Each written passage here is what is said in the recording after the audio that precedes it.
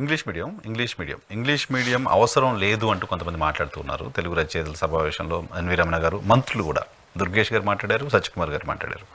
ప్రాథమిక స్థాయి నుంచి మేము తెలుగులోనే మళ్ళీ విద్యా బోధన చేయడానికి సంబంధించిన ఏర్పాట్లు చేస్తామనే స్టేట్మెంట్ మంత్రుల దగ్గర నుంచి వచ్చింది. ఎలా చూస్తారు దాన్ని? ఇది అత్యంత హేయమైనటువంటి చర్య, అత్యంత దుర్మార్గమైనటువంటి చర్య.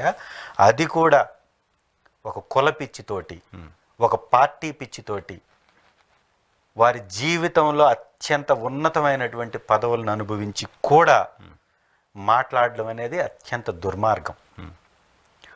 ఇంత పెద్ద మాట ఎందుకు మాట్లాడాల్సి వస్తుందంటే, దళితుల్ని, వెనకబడినటువంటి వర్గాలని వాళ్ళ చెప్పు చేతుల్లో పెట్టుకొని వారిని కేవలం ఓటర్లుగానే చూస్తూ ఆర్థిక దోపిడీకి పాల్పడేటటువంటి ఈ కూటమి లాంటి ప్రభుత్వాలు, కూటమిలో ఉన్నటువంటి పార్టీలు ఏ విధంగా ఆలోచిస్తుంటాయో దానికి పరాకాష్టే వీళ్ళ వ్యాఖ్యలు. ఈ దేశంలో అందరు ముఖ్యమంత్రులు కలిపి 1600 కోట్ల రూపాయలే వారి సంపద. అందరు ముఖ్యమంత్రులు, 31 మంది ముఖ్యమంత్రుల యొక్క సంపద అంతా కలిసి 1600 కోట్లు. 2 ఎకరాల భూమితో వచ్చిన చంద్రబాబు నాయుడు గారి మాత్రం ఇవాళ 931 కోట్లతోటి ఆర్థికంగా అగ్రభాగానే నిలిచాడు. Richest CM in India. Richest CM. ఎవడబ్బ సొమ్ము? ఈ మాట ఒకసారి నిజంగా ఆలోచించండి. ఎవరు సొమ్ము సార్ ఇది? తప్పుగా అనిపిస్తుండొచ్చు, బట్ ఏ వ్యాపారం చేస్తే, ఆయనకేం వ్యాపారం లేదు, ఏం వ్యాపారం చేస్తే, ఏళ్ళుగా ప్రభుత్వం నుంచి ఆ ఎమ్మెల్యే జీతం ఏదో తీసుకున్నారు తప్ప వేరే ఇన్కమ్ ఏం లేదు కదా. అది మళ్ళీ భువనేశ్వర్ గారి ఇన్కమ్ వేరు కదా, చంద్రబాబు నాయుడు గారి ఇన్కమ్ కాదా? అంతే కదా, దాంట్లో చూపించారు. ఎట్లా అవుతుంది? ఆమెది వేరుగా వేశారు కదా. వేసినటువంటి అఫిడవిట్స్ లో ముఖ్యమంత్రి గారు భువనేశ్వర్ గారు కాదు కదా. పర్సనల్, ఈయన వ్యక్తిగతంగా ఈయనకు మాత్రమే ఈయనకున్న రెవెన్యూ, ఈయనకు వచ్చినటువంటి సోర్సెస్ ఏంటివి? ప్రజల్ని ఏమార్చటం, ప్రభుత్వంలోకి ఎక్కటం, ప్రజా డబ్బును దోచుకోవటం కాకపోతే ఇంకొక వ్యాపారం ఏముంది? ఆ రోజు జగన్మోహన్ రెడ్డి గారు రిచెస్ట్ సీఎంగా వచ్చారు అని పెద్ద ఎత్తున ప్రచారాలు చేసి ఇదే డిప్యూటీ చీఫ్ మినిస్టర్ గారు చాలా ట్వీట్లు చేశారు. ఆయన విపరీత ధోరణిలో స్పందించినటువంటి వ్యక్తి ఇవాళ ఎక్కడ వెళ్ళి తొంగున్నాడు? ఎట్లా సాధించారండి చంద్రబాబు గారు అని అడగాలి కదా. ఈ దేశంలో అందరు ముఖ్యమంత్రులు 1600 కోట్ల రూపాయలు కలిగి ఉంటే ఒకే ఒక సీఎం 931 కోట్ల రూపాయలు సాధించిన సీఎం. తన చరిత్రలో ఎప్పుడు కూడా ఆర్థిక లోటుతోటే ప్రభుత్వాన్ని నడిపినటువంటి సీఎం అనేది గుర్తుంచుకోవాలి ప్రజలందరూ. ప్రభుత్వంలో మాత్రం ఆర్థిక లోటు ఉంటుంది, చంద్రబాబు గారి జీవితంలో మాత్రం ఆర్థిక లోటు కనపడదు. సంపద సృష్టి అంటే ఇది చంద్రబాబు గారిది. తన కోసం మాత్రమే సృష్టించుకోవటం సంపదని తన ప్రత్యేకత. తనకు సాలదు అన్నట్టుగా మళ్ళీ తన కొడుకు కోసం సృష్టిస్తున్నాడు. ఇవాళ విద్యా వ్యవస్థని నీరుగారుస్తున్నాడు. దళితులకి విద్యని దూరం చేస్తున్నాడు. ఇదే ఎన్వి రమణ గారు తెలుగులో అక్కడ న్యాయమూర్తిగా చేసినప్పుడు తెలుగులోనే అన్ని జడ్జిమెంట్లు ఇచ్చారా? లేదుగా. ఈ దేశంలో ఒక ఉన్నతమైనటువంటి స్థానాన్ని పొందినటువంటి వ్యక్తి విచక్షణ కోల్పోయి మాట్లాడాడు అంటున్నాను. ఒక దళిత బిడ్డగా తన హుందాని, తన హుందా స్థాయిని, తన స్థాయిని మర్చి ఆయన మాట్లాడడం అత్యంత హేయమైనటువంటి చర్య, దుర్మార్గమైనటువంటి చర్య. ఎన్వి రమణ గారు కానీ ఆ చుట్టుపక్కల ఉన్నటువంటి వ్యక్తులు ఎవరన్నా వాళ్ళ బిడ్డల్ని గవర్నమెంట్ తెలుగు మీడియం స్కూల్లో చదివించారా? ఇవాళ ఉన్నటువంటి కూటమి నేతల పిల్లలు ఎవరన్నా ప్రభుత్వ స్కూళ్ళల్లో చదువుతున్నారా? తెలుగు మీడియం చదువుతున్నారా? పోనీ ప్రైవేట్ స్కూల్లో తెలుగు మీడియం నిర్వహిస్తున్నటువంటి ఒక్క స్కూల్ ఉందా? నారాయణ గారు ఉన్నారు క్యాబినెట్ లో. ఉందా? నారాయణ గారు క్యాబినెట్ లో ఉన్నారు. నారాయణ స్కూల్స్ ఉన్నాయి. ఒక్క నారాయణ స్కూల్లో కూడా తెలుగు మీడియం లేదు. ఉందా? ఏం చెప్పాలనుకుంటున్నారు మీరు? దళితుల్ని మీరు అనగదొక్కాలనుకుంటారు. దళితుల్లో ఎవరన్నా పుట్టాలా అని అన్నటువంటి వ్యక్తి చంద్రబాబు నాయుడు గారు అంటే అతని నైజమే అది. అతని ఆలోచన విధానమే దళితుల్ని, వెనకబడినటువంటి వర్గాలని పనివారిగా చూడడమే తనకు తెలిసినటువంటి విద్య.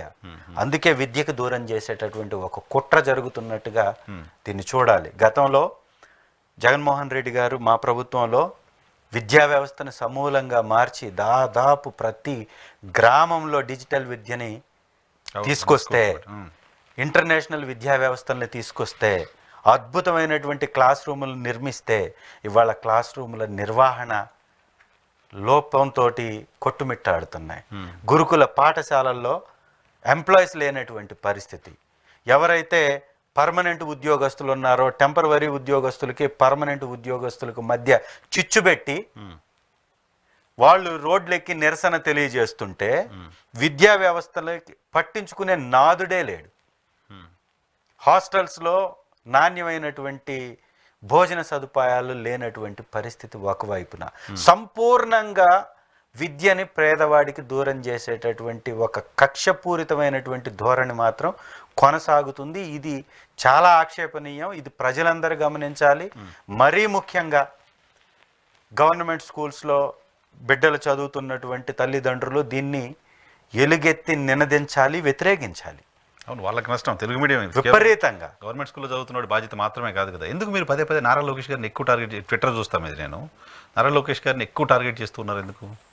సార్, ఇది ఎవరిని టార్గెట్ చేయటం కాదు. నారా లోకేష్ అనేటటువంటి వ్యక్తి ఒక యువకుడు, ఉత్సాహవంతుడు, కొత్తగా రాజకీయాల్లోకి వచ్చినప్పుడు కింద స్థాయిలో ఉన్నటువంటి సమస్యని పట్టుకోవాలి. చంద్రబాబు నాయుడు గారి కొడుకు కావడమే తనకు వచ్చినటువంటి అర్హత అనుకుంటే నష్టపోయేది ప్రజలు, రాష్ట్ర భవిష్యత్తుని తాకట్టు పెడితే ఖచ్చితంగా ఒప్పుకునే ప్రసక్తే లేదు. కాదు కదా, ఆయన పాదయాత్ర చేశారు, ప్రజల సమస్యలు తెలుసుకున్నారు, ఆ తర్వాత పబ్లిక్లోకి వచ్చారు, ఆ తర్వాత మంత్రి అయ్యారు. ఇప్పుడు ట్విట్టర్లో కావచ్చు, సోషల్ మీడియాలో కావచ్చు, ఎక్కడ ఏ సమస్య వచ్చినా రెస్పాండ్ అవుతున్నారు, ప్రజా దర్బారాన్ని పెట్టి రోజు ప్రజలను కలుస్తున్నారు. ఇంకేం చేయాలి మంత్రిగా? మీ చేతిలో ఉన్నటువంటి విద్యా వ్యవస్థను మీరు నిర్వీర్యం చేస్తున్న విధానమే మీకు ఎంత లోపాభూయిష్టమైనటువంటి విధానంతో మీరు వెళుతున్నారనేది కనపడుతున్నప్పుడు ఒక బాధ్యత గలటువంటి ప్రతిపక్షంలో ఉన్న ఎమ్మెల్యేగా ఖచ్చితంగా దీనికి కారణమైనటువంటి వ్యక్తుల్ని టార్గెట్ చేస్తాం. ఈ కారణం ఎవరు? డిజిటల్ క్లాస్ రూమ్స్ని నిర్వీర్యం చేస్తుంది ఎవరు? సిబ్బంది కొరతతో కొట్టుమిట్టాడుతున్నటువంటి స్కూల్స్ని పట్టించుకోవాల్సినటువంటి బాధ్యత ఎవరిది? విద్యా వ్యవస్థకి కేటాయింపులు లేకుండా చేస్తుంటే మీరు గుడ్డి గుర్రాలకు పళ్ళు దోముతున్నారా అని అడుగుతున్నాం. ఇవాళ ప్రతి రాష్ట్రం మెడికల్ సీట్లు దక్కించుకోవటానికి తాపత్రయపడతారైతే మాకు అక్కర్లేదు అని వదిలేసినటువంటి ప్రభుత్వం ఈ ప్రభుత్వం కాదా? ఈ దొంగ ప్రభుత్వం కాదా? మరి ఈ విధానాన్ని వ్యతిరేకించాల్సినటువంటి బాధ్యత మాది కాదా? కాబట్టి ఖచ్చితంగా అడుగుతున్నాం. మిమ్మల్ని పేకాట క్లబ్బుల మీద నేను మాట్లాడినటువంటి విషయం వాస్తవం కాదా? ఇవాళ రాష్ట్ర వ్యాప్తంగా పేకాట క్లబ్బులు నిర్వహించబడట్లేదా? పేకాట నిర్వహిస్తుంది తెలుగుదేశం నాయకులు కాదా? తెలుగుదేశం నాయకులు స్టేజ్ల మీదకి వచ్చి మాట్లాడింది నిజం కాదా? తెలుగుదేశం పార్టీ నాయకులు నిర్వహిస్తున్నారని మీ ఆరోపణ కావచ్చు, కొంతమంది ఎమ్మెల్యేలు మాట్లాడవచ్చు. బట్ వాళ్ళ దగ్గర నుంచి నారా లోకేష్ ముడుపులు వస్తున్నాయని మాట్లాడే మాటకు ఆధారం ఏంటి? ముడుపులు లేకపోతే మీరు తప్పెందుకు చేస్తున్నారు? ఎవరు? ఒక సమాజానికి హితం కానటువంటి విషయం, సమాజంకి ప్రమాదకరమైనటువంటి విషయం మీ ప్రభుత్వంలో నడుస్తుందంటే మీ ప్రోత్సాహం లేకపోతే ఎలా నడుస్తుంది అంటున్నాం. ఆర్థిక దోపిడీ కోసం కాకపోతే పేకాట ఎవరి ఉపయోగం కోసం చెప్పమంటున్నాం. గతంలో అధికారంలో ఉన్నప్పుడు, మీరు అధికారంలో ఉన్నప్పుడు మీ ఎమ్మెల్యేలు ఎవరో మాట్లాడిన మాటలు, చేసిన పనులన్నిటికీ అప్పుడు జగన్మోహన్ రెడ్డి గారి బాధ్యత. పేకాటను మేము తీసివేసాం కాకపోతే ఇంకేదైనా ఏది పలానా విషయం అని చెప్పండి మీరు. ఇవాళ మద్యం మీద ఈరోజు మద్యం వ్యాపారం ఎంత విచ్చలవిడిగా సాగుతుందండి? ఎంత గ్రోత్ వచ్చింది మద్యంలో? 18% అధికంగా తెలంగాణ కంటే ఎక్కువ అక్కడ లిక్కర్ అమ్ముడైంది.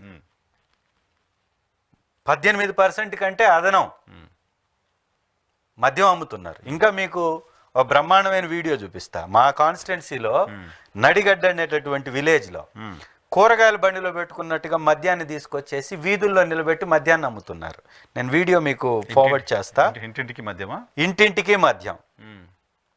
సరే, అది ఎక్కడో ఒక చోట జరుగుతుంది. దానికి నారా లోకేష్కి ముడుపులు పోతున్నాయని మాట్లాడడం అనేది ఎట్లా లింకప్ చేస్తున్నారు అంటున్నా నేను. ఖచ్చితంగా నేను అన్నటువంటి మాటలు కట్టుబడి ఉన్నాను. నేను ఏ తప్పు జరిగినా మీ ప్రభుత్వంలో ముఖ్యమంత్రిగా, ఉప ముఖ్యమంత్రిగా, సకల శాఖల మంత్రిగా మీ ముగ్గురే కారణం అంటాం. తెలుగుదేశం పార్టీ తెలుగుదేశం పార్టీ అధికారంలో ఉన్నప్పుడు జరిగేటటువంటి తప్పిదాలకు కారణం ఈ ముగ్గురు వ్యక్తులే అవ్వాలి తప్ప ఇంకొకరు కానే కాదు. మీ నాయకుల ద్వారా చలామణి జరుగుతున్నటువంటి అక్రమ దందాలు మొత్తం మీ కమిషన్ల కక్కుర్తికి తప్ప ఇంకెందుకని అడుగుతున్నాం. సో మిమ్మల్ని కూటమి ఎందుకు